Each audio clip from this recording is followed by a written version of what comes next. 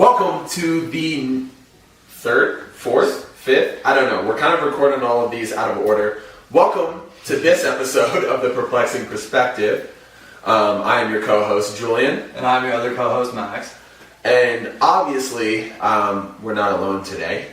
This is my beautiful and wonderful and sometimes mean mother. Go ahead and introduce yourself.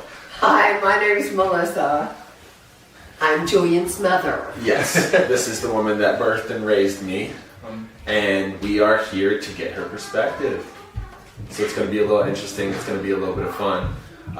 You guys will probably end up knowing a little bit too much information about me.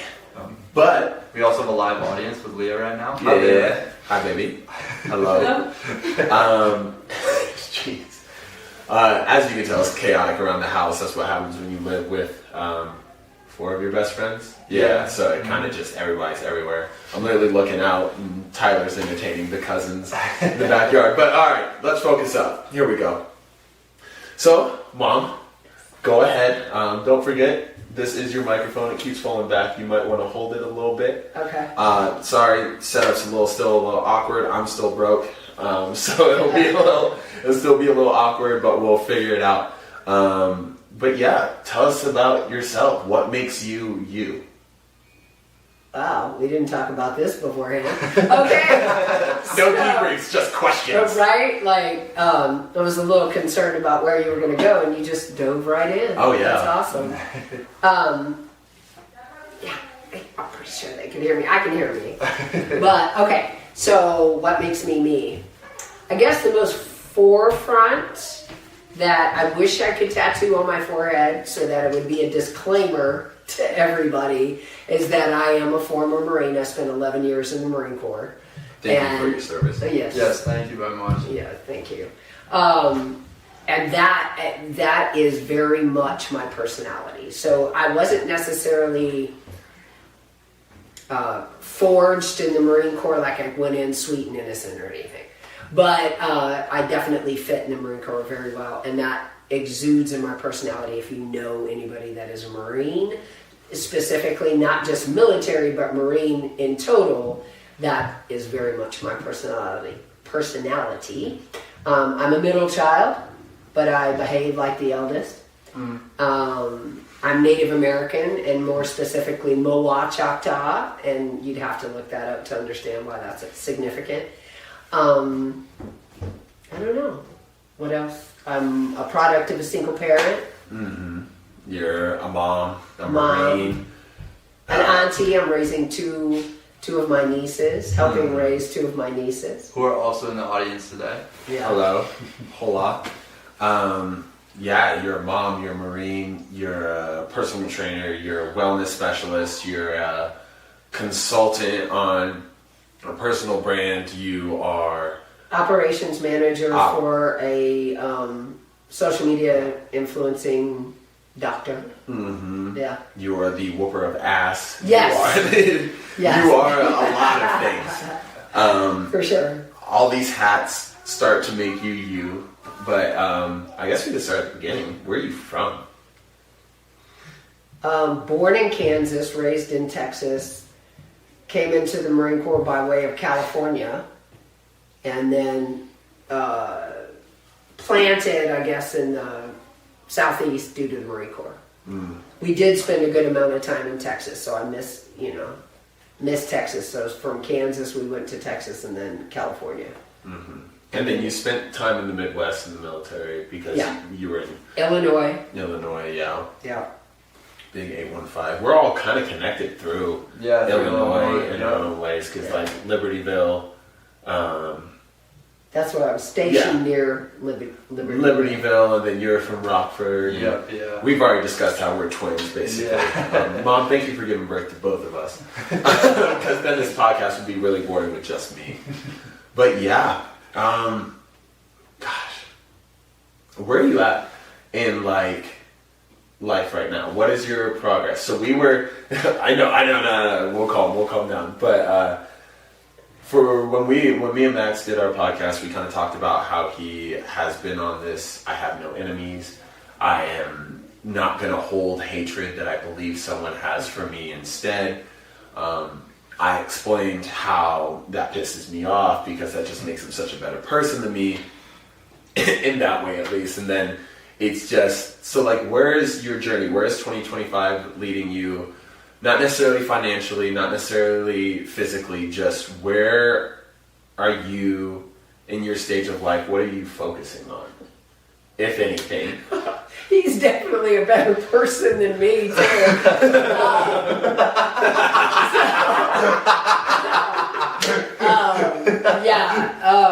Well, to be honest, it's crazy, and I'm glad you're doing it now. Thank you. Because, at my age, which I'm 55, and I'm having to kind of backtrack and deal with some of the bitterness and unforgiveness that I've held on, regret, and some of that bitterness and unforgiveness is just towards myself and my mistakes. And so I'm having to kind of unravel some of that stuff so that I can move forward. And I think it's definitely a better deal that you're doing it now, and you're so aware that it's a thing, right? And you're trying to dust off that. So that's fantastic. But Thank you. I appreciate that a lot. Yeah, I would say that's what I'm dealing with is regret, and some unforgiveness that I didn't realize I had, and just like forgiving myself for making certain mistakes, and it's not comfortable. Yeah, it's a hard path to walk for sure. Like going back to that and having to revisit that. Yeah, but if you do it as you go. Yeah. If you do it as you go. Namaste. I have enemies for sure. You know who you are. But if you do it as you go, it's a lot easier. And I mean, you two are interesting individuals because you are at least more self-aware. I try my best to be. Yeah. I think we both do. But Yeah. thank you. I appreciate it a lot. So, but yeah, that's where I'm at, is really trying to unravel what's been holding me back emotionally, maybe. It's very uncomfortable. I don't like it at all. Okay. Can I ask you a question really quick, just about everything that you said? So, I think with that and like coming to this space now, like what do you feel like has been the hardest part about like unraveling some of this stuff? Like when you talk about like the regret and like that forgiveness, like that not having forgiveness for yourself in the past, like what has been like what was your turning point, I guess, maybe is the first part of that question. Okay. And then the second part of that is like, why did you realize like, you're like, oh, I really need to do this work now? Okay. This is very interesting because Julian and I actually brought it up, is that, and my dad just turned 80. Wow. And but we were talking about how, God, if we just wish, not the wisdom, because wisdom makes you too cautious. Absolutely. But knowledge, if I had the knowledge now, then, and then the courage, right, at that same age, then I would have made better decisions. And so I think what ends up happening is that I have been limiting myself, was the starting point, is like, 55, you're like, I can't. Oh, I really can't. I really can't because I'm 55, or why I can't do it now. Right. But then, and I think that was the starting point, and then I would question it, but why? Why can't I? And that's where I started getting, not to go super deep, but getting into the subconscious, and how the subconscious sabotages you. Yeah. And so you get out there, you're like, oh, I'm going to do it, and you do fail. Right, yeah. Because your subconscious is like, no, we know this path. Yeah. This path is unsafe and unsavory. Yeah. And I'm one of those, I don't know what kind of thinkers, overthinkers, ruminators, whatever. And I said, okay, what is the common denominator in this repetitious outcome? And then I digest it, and that's when I've been like, well, when did that first happen? Oh shit. Yeah. Or shucks, or whatever I'm supposed to say. No, we say shit. You can say whatever. We say shit. We're not particular about that. And then I've been going back and find where it started. And so to answer your question, it's just like I'm not where I feel like I should have been, and I've gone back to unpack why. Fair. That's fair. But I think to that credit though too, like with what you just said, like I think you're exactly where you need to be. And like everyone's journey is different, and like when people come to those points, I think are very different. And you might feel like you're behind, because I think you know, it's funny, like you say, like we're young and like Julie and I are doing this work like now, but like there's even points where I was like, I should have been doing this 5 years ago. Mm-hmm. And so like, I appreciate that perspective a lot, but in the same breath though too, I do want to say like, I think the work you're doing now is good, and the fact that you even started it is significant and means a lot, because there's a lot of people that go through life and then they'll sit on their deathbed and say, oh, I should have done that, and I never did it, and that's the regret. So like, that's really cool to hear that you're doing this now, and so props to you. Yeah, I hope. No, seriously, that I lean into that a little bit and say, well, at least now I'm doing it. That is something. It's still significant. That should mean a lot to you, because that is that is important. Yeah, it is. I don't even think it's at least anymore.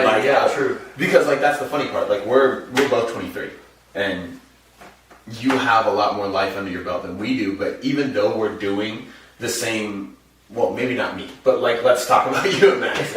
I said our enemies. I'm still gonna hold on to that for a little bit. You've done a lot of personal work, though. I'm gonna give you some in this situation. Like in the years that I've known you since we were 20, I've seen a lot of growth. So. He's bullshitting personally. No. All I do is swing less, all right? I don't swing first and I swing less. But it's, for me, it's like, it's interesting to see, especially you guys talking about it, because you guys are both on a very similar journey, and you both feel behind. Huh. Yeah, it's an interesting feeling. You are, in her eyes, you are in the beginning, and in your eyes, you think you're you think you're way too late. He's 23, he thinks he's way too late. Oh, that's crazy. And how are you both, so either that is your subconscious telling you that it's too late to work on it, so just die and never work on it, and it's becoming that enemy, or it's just like, we just have this concept of it's too late to work on ourselves. It's too late to do this. It's too late to do that. Because I feel like, especially our generation is so afraid of getting older. Like we're so terrified of like, because like think of all of our music. Like all of our music. Last Friday night, tonight's the night. There'll never be another night. If we don't go to the bars tonight, they won't reopen next weekend. Like we are like so afraid of maybe not necessarily the future, but just getting to an age where life becomes realer and realer. And I think that partially has to do with the pandemic, that's partially has to do with society, but that also just might be being young, because you've always told me that like if you ever see Peter Pan, it's on site, because I had a deal. You had a deal that you were never going to get older. Yeah. And obviously that's I like that. Oh yeah, no. I never knew that. That's really cool. She always, that was one thing that she always said is like she always never wanted to get older, but I feel like old has always come with this negative connotation, and I've always, shout out the basement, the B-side, Tim Ross, because it's always been as always. It gave me this perspective. This perplexing perspective that Tim Ross was talking about. He's like, dude, I can't wait to meet who I am next year. Yeah, I've heard him say like, I'm 23 now. I'm still getting to know. I need to take the time to get to know 23-year-old me, because 24-year-old me is around the corner. Yeah. And I won't be prepared to meet him if I don't finish getting to know 23. And I think he's around your age, and he was just telling me about it. Tim Ross, yeah. No. Tim, if I just did you dirty, I'm sorry. He's like in his 40s, I think. That's what I thought that too. Yeah. Maybe. I might be wrong. I thought he said 50 at some point. But maybe it was someone he was talking to. Yeah. I will cut this, and like we will cut this if this means I can't come on the basement, or we can't come on the basement now. So whatever age you want me to input, I will. But like it's an interesting perspective. Like I'm excited to see you at 24. Yeah. I'm excited to see you at 56. I'm excited to see my fiance at 24. I'm excited to see the boys at 25, 26, 27. And it's like, I think I'm out of that young mentality where it's like, oh, I can't wait till I'm an adult because this sucks. Yeah. But like in some ways, but like I'm excited. Like next year brings so many more opportunities. And I feel that around you guys. Like we're talking about you all staying in Montana, and it was like, oh my God, stay. Like, freaking I was stay. really surprised to hear that answer when Julian told me that, like, from you. Because, I know, like, not because I think you had any ill will against us, more just because, like, you miss your son. It's like, I fully respect that. Like, my parents see me way more than you see Julian, and even still, they're like, I miss my son. Like, so I was surprised when you were like, no, stay. I'm like, stay. But me and her are super independent souls. Like, so apologies if you heard the cat in the background, but me and her are very independent souls in the way of, like, our bond and our connection doesn't have to be right here locked in. Yeah, that's fair. Our bond and our connection very much has come through our words and our communication. Like, don't get, like, you might see your parents more. I call her more. I was about to say, how often do you speak to your parents in a week? I would say at most probably twice a week. Okay. And that's not because I don't want to talk to them. Like, I would talk to them every day. Yeah. But it's also like, I think sometimes, like, I knew if I called every day, it would just be like, I would be like basically stretching for a conversation. Like, more of the time when I call them, it's like, I either know something that they're about to go to, and I'm like, hey, I hope you guys have a blast, just want to check in before you go do this, like, how you doing? Or it's like, I have something, like, fun to share, and it's like, hey, this is what I did this weekend, I thought you would enjoy the story, and that's kind of... We have a really cool relationship. I couldn't wait to become his friend. Yeah. Like, we're still not completely friends. I'm still your mother. But is that we talk around the world. Like, Julian and I talk about absolutely everything. Like, which is, like, funny, like, little backstory. It's like, I was going to start a podcast with her. Right. Like, we were going to do it online, and, like, this podcast was going to be me and you. And then me and you talked about it, and you were kind of like, I don't love the public eye. Mm-hmm. Which is... That's very fair. Yeah, she doesn't love the public eye. Which is funny, because I'm on all of Dr. R's But that's... stuff. I feel like that's a little bit different, because, like, they're there for your expertise. I'm the opposite. They're here for our personalities. Right. And so, like... Wait, do I not have one? No. Well, I'm just checking. not what I meant. But Okay. I mean, don't put that on me. I didn't say that. That's not on me. they might obviously, like, leave your comments down below of why you tune into this podcast. But I feel like some people will, like, most people will come to the podcast because they're like, I like how Max and Julian, like, talk about this. And they don't come to us and be like, these 23-year-olds just got life figured out, so I need to go get my... This is where I get my opinions. Like, you get what I mean? Yeah. Like, when people come to you in that area, it's like, hey, you have 18 certifications on all of these things. How do I do this? Right. Like, I don't think we're a how-to podcast. We're just opening up the world to different perspectives. Right. And so, like, that's why I think it's a little bit different. They come to you, you give them the facts and knowledge, and go home. Like, for us, they, like, maybe, hopefully, obviously, this is episode, like, 4 or 5. I'm already lost count. We should be at 4 with this one. Yeah, 4. Okay, episode 4. Like, I don't know. They might want to see us in more aspects. Like, we might do some stuff. I'm not going to promise anything. So but I don't like the public eye. Right. And, I want to go back, and even though they've stepped out, the girls have stepped out, as you also asked what a caveat was for me to start changing, and I think having those two also made me look deeper into my repetitive mistakes. Yeah. And unfortunately, Julian got the brunt of a lot of things we don't even have time to talk about. But I had PTSD and some other stuff. Yeah. But I always tried to give him what I didn't, that knowledge that I told you. 100%. I tried to, unfortunately, sometimes stuff it down his throat so that he would be so far ahead of where I was at his age. Yeah. And with the girls, because of the conversations I've had with Julian, I kind of backed up and wanted to understand more so. Right.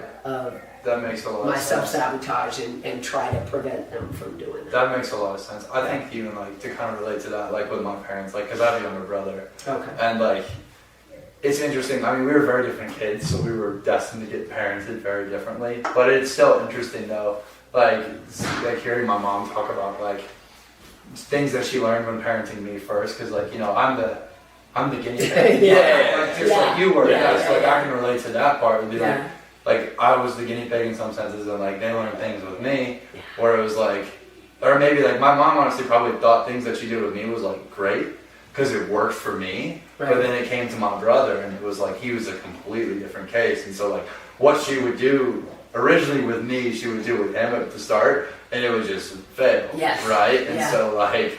Not good, not in a bad way, but you know, it's just but it's different kids, different soul, like different personalities. Like that's again destined to happen. Like you're gonna learn a lot of different things from different people.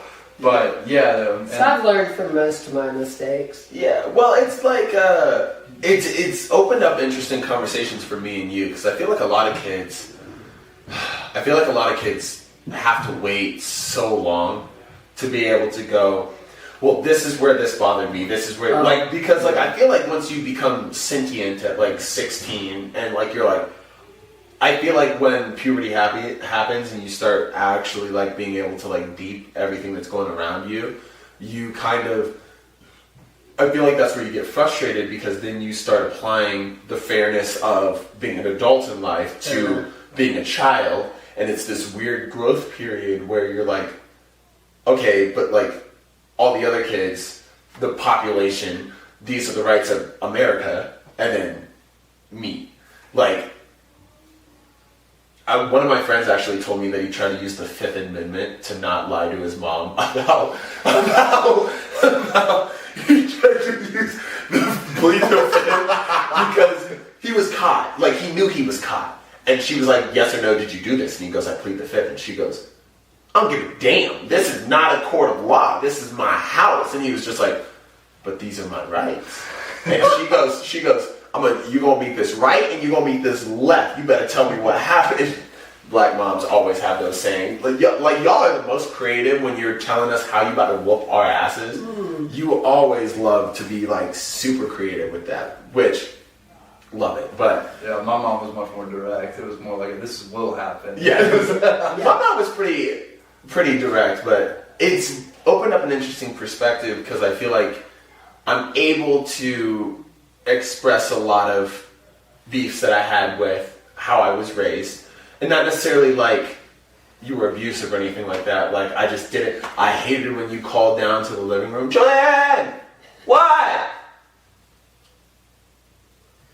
What? I wanted you to come up. Say come here. It's too much your word. Come here. Like you just refused. Julian, what's up? This is a universal experience you and I have? Okay, cool. Yeah. I will say this. She cracks me up because when I bring that up, you mentioned how grandma used to call you in to hand her the remote. And you're like, at least I don't do that. I'm like, hey, I still got to get up from what I'm doing and come here. And I just was supposed to read your mind? Yes. No! Yes, I can call them and they'll come straight down. Aubrey! I said I would call them. Whatever. Alright, but the point. The point is... Ruth! You hear this steps? Watch what happens.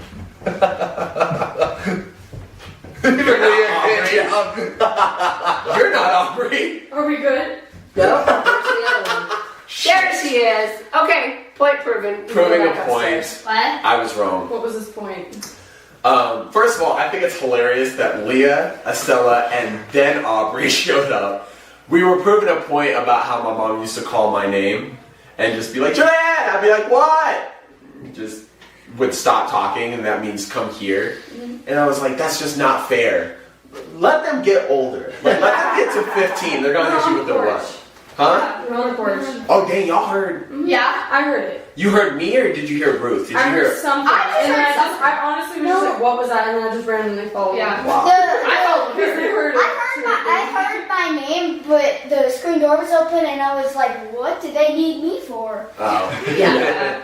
So, okay, either way, I was wrong. Got it, cool, whatever. Side note, I called her by her middle name is probably also why she came. Yeah, editor. Alright.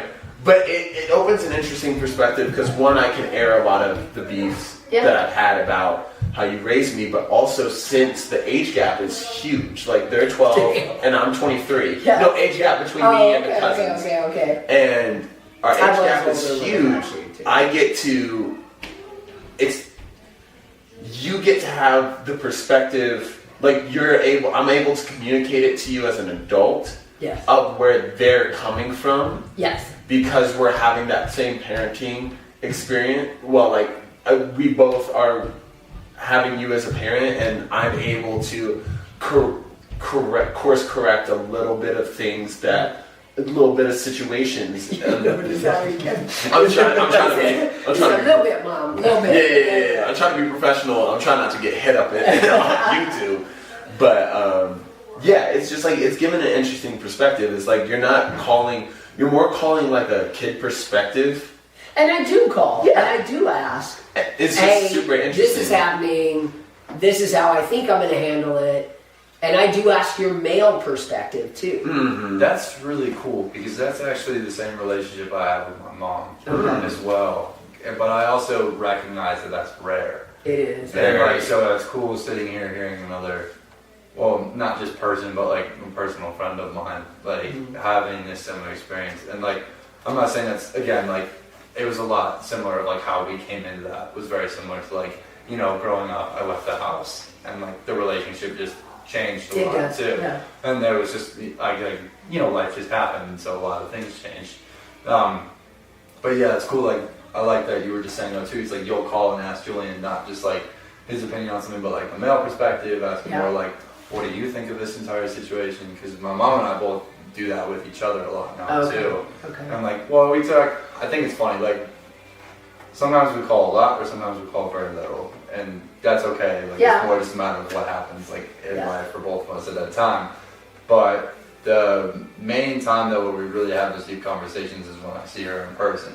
And we, like, and that's just because I see her more frequently now. Yeah. And so, like, we'll have a lot of those conversations, or we'll be like sitting, like, and I'll be sitting at their house, and my mom's like, "Hey, what are your thoughts on this? Like, growing up, or like when this happened, like, what did you think of this?" And like, oh, that's good. And yeah, it's really cool. And she started doing that a lot more recently. And I won't lie, it's challenged me a lot because I grew up not talking about that. And honestly, I've talked about a lot of stuff with just a lot of other people. So it's cool though. And like, she'll bring up stuff. I'm like, oh, I don't even remember that. Or like, she'll explain something and be like, this is what happened. I'm like, oh, my memory's so fragmented from even that moment. Like, and so it's cool to hear that you guys have that relationship. Yeah, same. But I think I want to note that there is not a lot of transition where kids get that with their moms.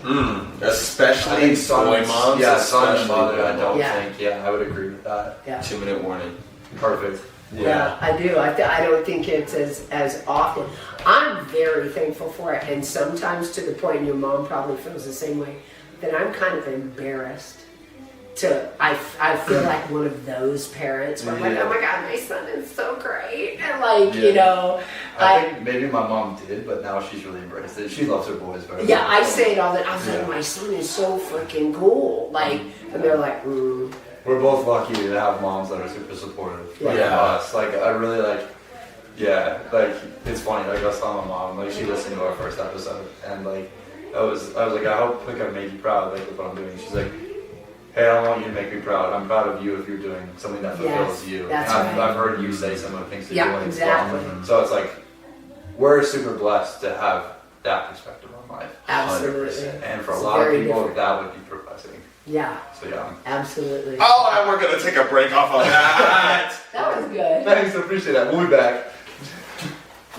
We gotta end the video. That's it. That's 30 minutes. Welcome back. We have taken a short break. Had honestly some conversations we probably should have had on camera, but unfortunately we don't have that much storage. But we're gonna come and start this second part with "Am I the Asshole?" I think I'm a little bit more playful. Yeah, a little bit more fun. We were vulnerable. We were deep. We'll probably get back vulnerable and back deep, but we'll see how this works. Okay. But Alec, get off there. Alec is in the windowsill. There's no controlling that cat. To basically explain "Am I the Asshole?" to you, and to anybody out there that doesn't know, basically "Am I the Asshole?" is a thread on this site called Reddit, where basically people go to vent their situations, and they get random people of the public to decide whether or not they are the asshole. Basically situations where like maybe they don't necessarily agree with opinions around them, so they get random people on the internet to validate them. Validate them, yeah. Super interesting. There are some pretty wild stories that have come from it. Which I felt like we've either heard from other podcasts or read ourselves. Okay. So I'm curious to see which one you picked. I'm curious to see what you say. Our episode with Drew was basically this boyfriend telling everybody that his girlfriend don't shower. Like, just doesn't shower. She would shower like at most once a week. Yeah, and they were gym goers, and yeah, it was interesting. Obviously, if you guys haven't seen that episode, go ahead and tune into that one as well. Yeah. That was an interesting Am I the Asshole, but I think I got another good one today. This one is, so I'll just read the title. We'll go through the title and we'll just go from there. Okay. Am I the asshole? My husband doesn't think having parents to stay should be a house buying consideration. So to translate their title, because I don't think they worded that very well, basically I'm guessing that this couple is trying to decide what type of house to buy, and the husband doesn't want to consider having a guest room for parents to come and stay by. How do you feel about that? Oh, just based off the title? Yeah, just based off the title. We judge a little bit around here. I really can't judge the guy until I know her I feel parents. like this is a little early. We should this sometimes off the title you can just go, no, asshole. And no, there's an option for him not to be an asshole. I'm curious to hear how the parents are. Yeah. All right, let's go ahead and see. All right, I, 41 female, live with my husband, 45 male, in a UK seaside holiday destination. We've been looking to move houses for a couple of years, and I thought we had similar considerations. We spiraled into an argument today over my dream of having a house where our extended family could come for beach holidays even while we're working. My husband is an introvert who works remotely. I am an ambivert who can only I guess she only works one day a week, WFH. I don't know what that means. I'm guessing who works one day a week. So this dream of mine would mean having a house where he could be at work undisturbed by any family who might come to stay. And I was thinking garden office or something like that. We talked about this sort of thing before, but I didn't realize he had a problem with my parents staying. He said he's fine with either of our siblings and their families staying whenever, as they'll be out in the day. He doesn't want my parents in the house while he's working. What? Oh, his parents live 5 minutes away, mine 3.5 hours. For context, my parents did walk behind him on a video call once. He was in the kitchen instead of his office, and rang the doorbell after I asked them not to when I was on another time. What? Okay. Oh, while I was gone another time. Sorry, she did not. No, it sounds like your writing's a little spotty. Yeah, It's okay. She said I had given them a key. So he says he doesn't trust them not to interrupt them. They've never gone out of their way to disturb. The few times I can recall have been accidents. He says that having a dream where my parents can come to stay whenever they like while he's... Oh, working from home. That's what WFH means. Okay. Yeah. Working from home, and I'm out at the office means I'm only happy when he's made uncomfortable. To be clear, they wouldn't be coming unannounced or anything like that. My example is there's a heat wave forecast and I can't take the time off, but they want to come down to the beach. So far, like, I feel like they're both very valid. Like, we're gonna go into like two main parts of what their argument. I feel like they're both very valid because from what it seems like, now these are only the times that she can remember, but it does seem like they're not very conscious of his job. Okay. And like walking behind him on a video call, ringing the doorbell after they were asked not to, and she says they never gone out of their way. You don't have to like intently disturb somebody while they're working from home. She's giving too many details, which makes me feel like she's making excuses. I could partially agree with that, and also to kind of bounce off of what Julian is saying too. There's like aspects there where I get it's like, yeah, it's family, like they should be welcome when you're home and everything like that. And like I know that they didn't do anything intentionally though, but like disruptions are disruptions, and like especially if you're in an environment or need to be in an environment where it's like you need no distractions, you need nobody like coming in and like disrupting your workflow. Like I can totally understand where he's coming from with that. Yeah, me too. And it's like, again, like they didn't do it on purpose, so they're not like inherently trying to be rude or disrespectful, but it's like it's still going to be problematic for him no matter what, because it's obvious that they're just too aloof to like fully get everything that he needs to do. And so unless they're like sat down to like, you can't, like these are your parameters, which might be the healthiest option overall. Right. I agree. It's also like, no disrespect too, but like, they're also older, and like sometimes older people don't want to do everything that you tell them to do. 100%. Correct. I think I do like her idea of the garden office. If he had an office where he could just lock the door and he just stayed in the office and they just can't literally have no, even if they wanted to, can't disturb him. I think that would be, I think that would be better. Yeah. But let's see, so they have. Okay, I want to hear. Yeah, the two main things we're arguing about and the reason I am here are, one, I might sneeze. Thank you. He said, buying a house with other people in mind is stupid. I agree, I shouldn't have said it was priority and have apologized. I clarified that I want us to find a house that's perfect for our needs and then share it with the people we love. We're fortunate to live in a holiday destination, and I'd love to share that good fortune, particularly with my parents while they're still alive. They're in their 70s. I feel like that's very valid. That is valid. Yeah, 100%. Yeah, that's 100% valid. Yeah, I'm buying the house. So, in all honesty, my needs are met, and if we can get all my needs met with a little extra space, then perfect. Number two, he can't understand why I want my parents to stay while I'm out working in the day. That it's not really spending time with them. He thinks my reasoning is irrational and that if I tried to explain to anyone, they agree with him.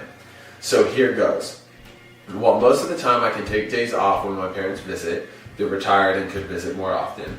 It's a long drive, so them coming for a longer stay less often makes it more worth it for them and less tiring. A week instead of a weekend, not 1 weekend every month or so.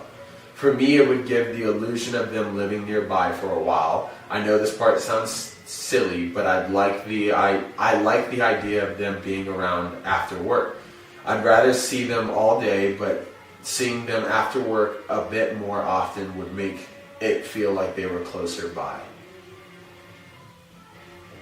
And that's it. That's all we got. Okay.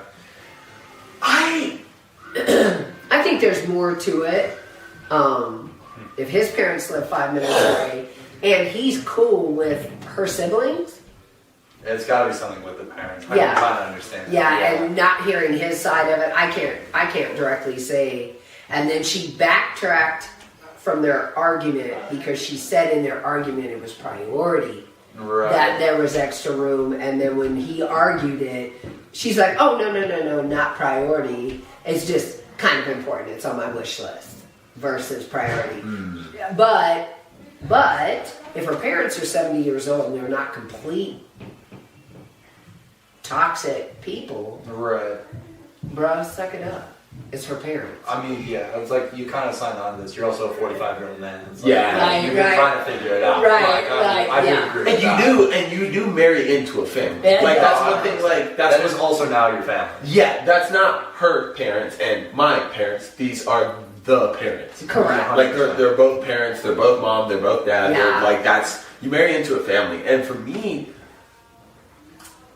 I agree with y'all. There's something like. From what I get from it, there's something that happened between him and their parents because obviously he rocks with his parents. He rocks with everybody else except these two people. And they were following behind him on a video call? They walked behind him. Oh, walk behind him. Yeah, Got it, which, got it. depending on the Zoom whatever. call, it's okay, whatever.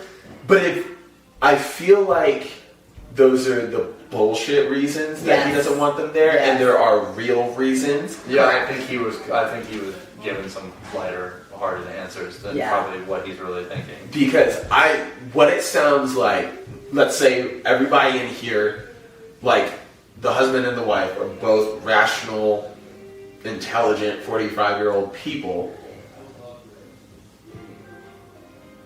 There is something that he's not saying because that doesn't make sense. Yeah. Like, of No, course, it why doesn't shouldn't make they? sense. Why shouldn't they be able to stay the night? Because they're driving 3.5 hours. And they're Absolutely. 70. And they're 70. You can't expect them to drive 3.5 hours home 8 o'clock at night. That's ridiculous. Yeah. So logically, that makes no sense. And if he has his own office, he can lock them out. So that makes a lot of sense. There are very viable options of why they should be able to stay there. I think there's like hidden beef between the parents that he's just not ready to open that can of worms. Yeah. Yeah, I would agree with that. Yeah. I'll say this too. It's like, and this is just from my experience. Like, like I've grown up like in my home where it's like, my brother and I had space, like growing up as kids, like we had our own space. But like since we've left though too, it's like, and our parents have looked at different properties. Like one of their priorities is always having space for their boys to come home. Yeah. And I feel like if you flip that situation for my brother and I, like let's say next 5-10 years, like we really figure our stuff out, we're in a position where we can buy a home and everything. There's no way you're not telling me that I'm not going to look to have some extra space to bring my family in. Unless, like, it's like we've been saying, like, unless there's something where there is an actual relationship issue with the parent-in-law or a parent in general, like, that's the only reason you would not be looking to have that. Otherwise, that's a no-brainer, I feel like, to anyone else. Yeah. Yeah. Obviously, like, I would buy the house that, like, now, if the difference was between, like, the perfect commute, the perfect place for the kids, the perfect school for the kids, guest room, that's an entirely different story. I'm going with this house, but that's not what that's not the conversation There's not they're the having. conversation. Because they already know the location, they like the location. But I also agree with him, like, in a way, like, I always am going to want a guest room. Because I always want people to come visit. I've always wanted my house to be, like, the destination spot. I agree with that. And so, like, I'm going to look for a guest room. But at the same time, like, if I'm working from home and stuff, like, I feel like you can plan around this. Like, there's so much easier options. Yeah, there's no cut and dry. Nah, there's not enough information. There's something happening that either he's not telling his wife or his wife's not mentioning. Yeah, and I would say she's skirting and he's not definitely an asshole. No. So. Now, if there is no hidden beef, Then he's an asshole. grow the fuck up. You're 45. That's what I'm saying. You're 45, dude. Yeah. Like, if there's a good relationship with them, and like, there's actually no problems. It is like, I can understand being introverted, but there's also a level of like, Yeah. brother, like sometimes you make some sacrifices for family. 100%. And like, yeah, they're staying a week, but if they're staying a week at a time, that means like a week, month or two, a week, month or two. Like, now if they're staying every other week, conversation, don't get me wrong, I love my future parents-in-law. Every other week. It's a lot. That's inherently a lot. Yeah, start paying half the rent. Like, you're here. You're here all the time. Yeah. That's a little bit too much. Yeah. But yeah, I can't say anybody is the asshole or anybody isn't the asshole in that situation necessarily. Right.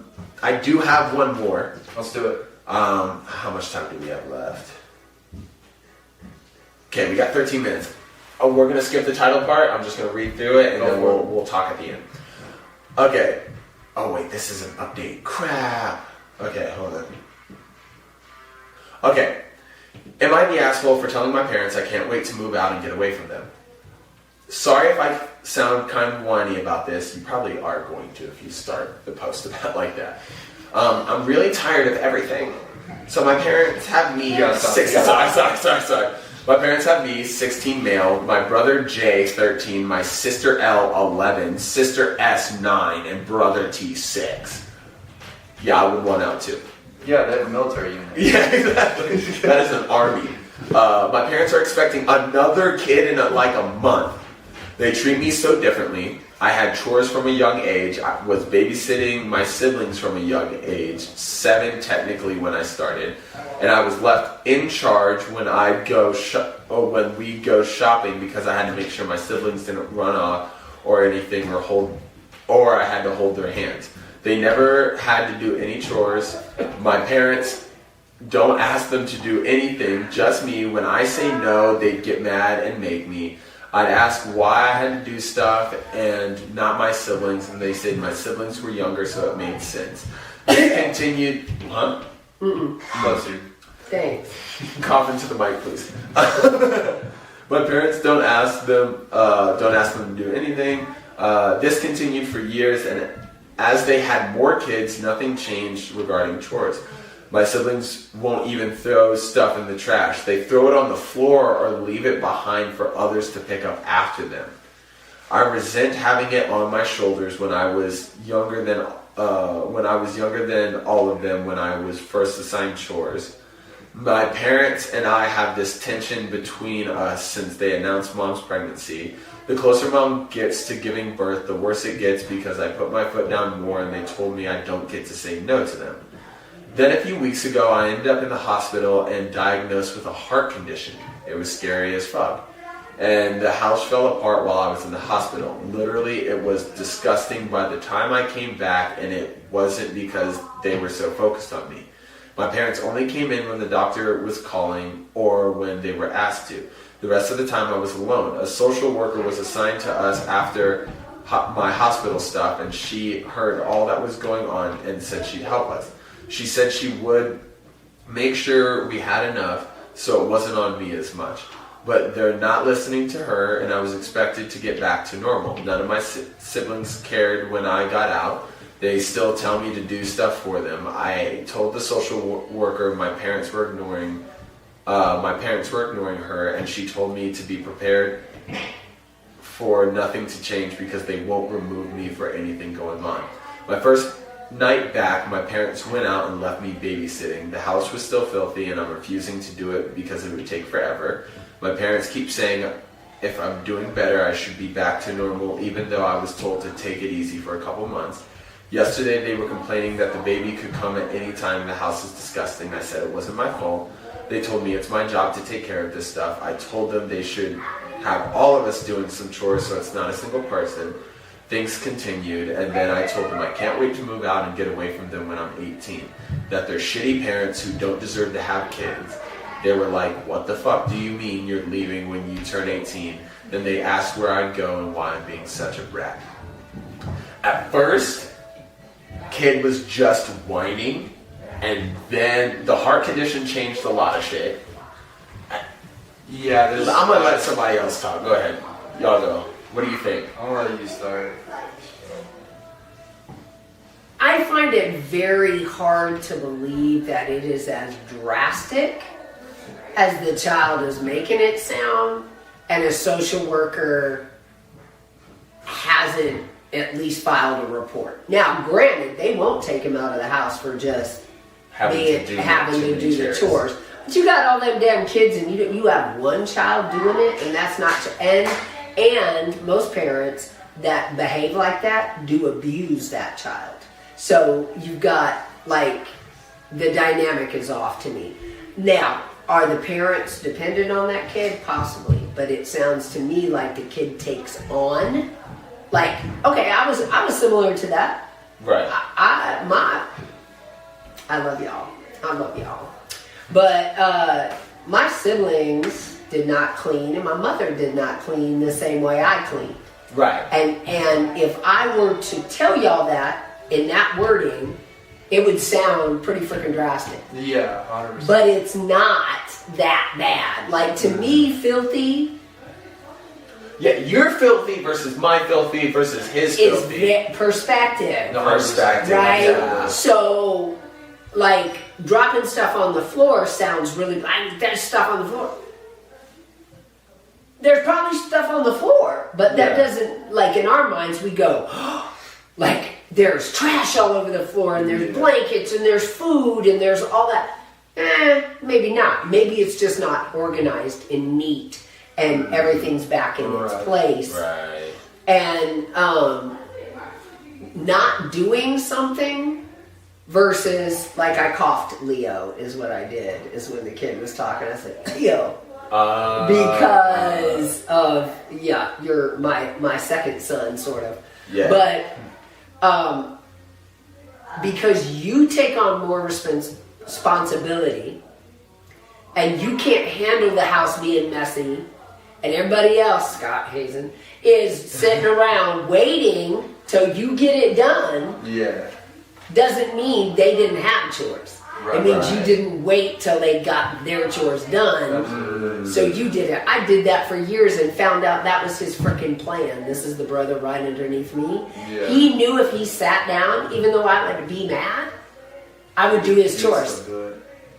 So I don't know that it's as drastic, but either way, as long as he's in that effing house, he can have those thoughts and he can have those feelings. But you would never, in my house, you can express yourself in the right moment, the right way. It may still get the face, which is the I don't care face. But you will never talk to me like that. Yeah. Like, okay, you know what I'm saying? Like, but I get a little frustrated. I respect, first of all, respecting your parents no matter what. Correct. That I completely agree. That I completely agree with. We know somebody who relies on their oldest to basically be the mom. And in that situation, when they're in college, they got the youngest dressed, fed the youngest, got them to school, took care of the house, cleaned the house, did everything, and the mom lays up in her bedroom the entire time and does not contribute. I lived there for 2 months. Does not contribute. And then as the eldest makes steps to go and live their own life and move out, then starts to become manipulative, emotionally abusive. And it can be that way too. And so that's where I'm like, because I know that perspective, I'm just like... And this is really where y'all's podcast title comes in to a huge place. Because you can't, because unless you're living there, unless we get them on the podcast, which if that's your Reddit, dude, hit us up.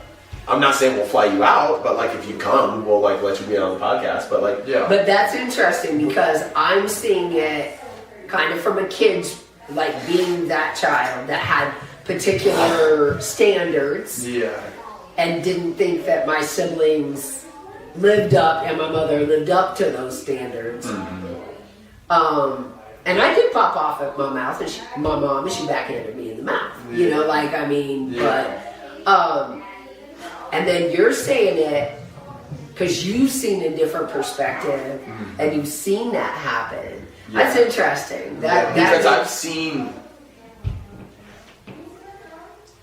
I would almost say that situation.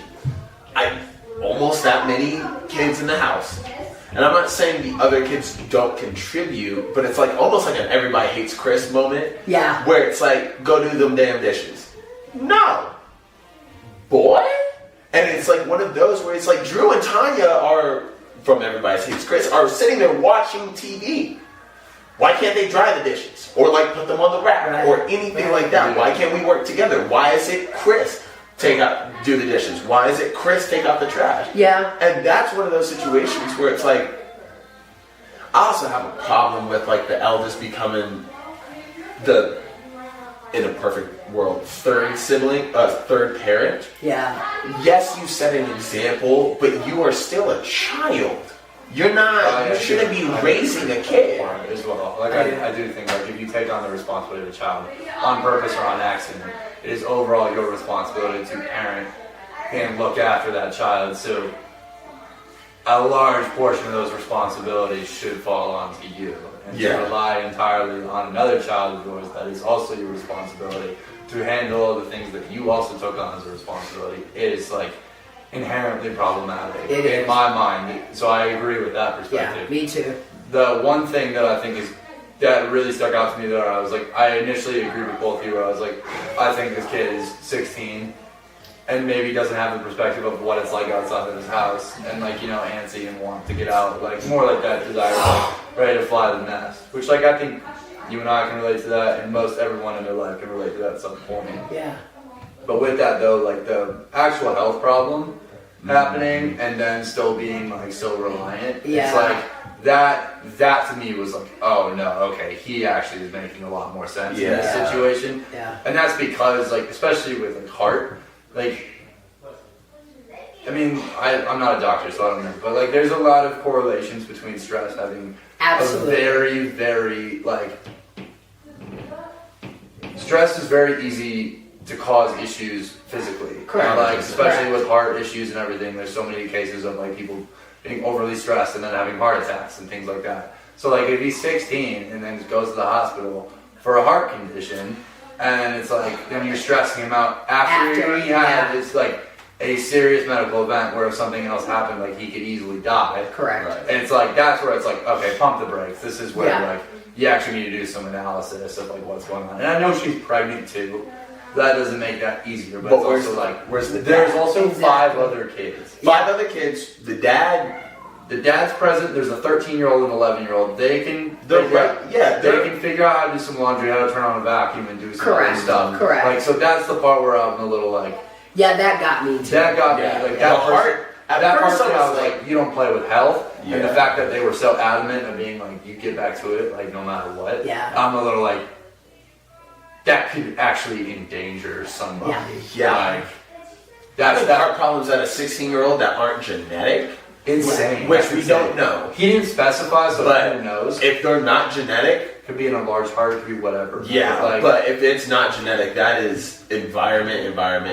Yeah. yeah. And making a kid at 16 have a coronary, like what are we doing? I also don't know many kids that have a heart issue like pop up randomly. Yeah. And also have a social worker pop up after that event Correct. too. Yeah. So like I do agree with you Yeah. like on some of the aspects of like respect your parents, like respect their rules and everything. Yeah. But there's also aspects of it as like yes they can't pull him out of the house because there's no direct abuse. So like there's probably over exaggerations in what he's saying, but there's Yeah. also But- there's enough of a case to be said to where if a social worker got present after he had a heart condition, something is wrong. Correct. Yeah. Correct. To an extent, I have to look at it that way. Yes, Like, yeah. I have to like back up and be like, oh, okay.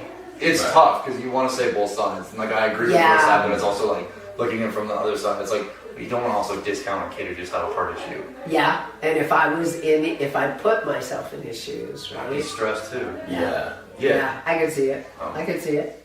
Because so if the kid's not an asshole, I'd still pop him in the mouth, but Yeah. he's not an asshole. Yeah, you don't get to call me a shitty parent, but at the same time, I mean, Right. he might have a valid point. he might have a valid point, but time, place, and respect. Yeah. Mom, I just want to say thank you so much for joining us on Yes, this thank you very much. podcast. Thank you. Is there anything you would like to plug? Anything at all? Yeah. Okay, don't talk to her, don't find her, Yeah. leave her alone. Out of the public eye. Yeah, out of the public eye. Approach her at your own risk. Thank you guys so much for joining us on another episode of The Perplexing Perspective. Please make sure you like, hit that notification bell, subscribe, leave in the comments something that you would like us to talk about in the future. Please, please, please. We really want that. Yeah, like please, honestly, I kind of want to start our own Am I the Asshole thread. So please comment different topics that you want us to talk about. Maybe not necessarily Am I the Asshole or just something you want to hear perspective on. Please follow us on the socials. We're The Perplexing Perspective everywhere.